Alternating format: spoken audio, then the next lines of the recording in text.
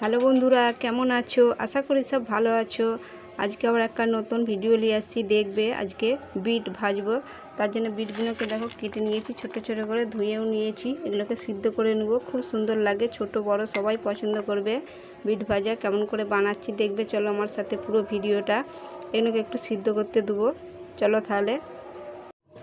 একটা কড়া বসিয়ে দিয়েছি, এই 2 বাটি পানি দিয়ে দেবো। এরম বাটির 2 বাটি পানি দিয়েছি।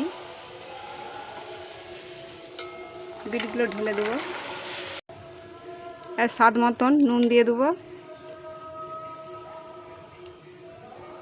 5 মিনিট সিদ্ধ করতে দেবো। এটা সিদ্ধ হয়ে গেছে, এবার নামিয়ে নেব। এই দেখো কড়াটা বসিয়ে দিয়েছি, কড়াই তেল দিয়ে দেবো।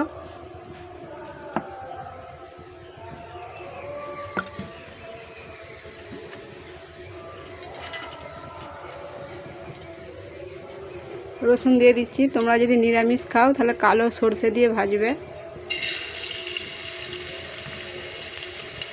একটু লঙ্কা দিয়ে দিচ্ছি, হালকা করে নেড়ে নেব।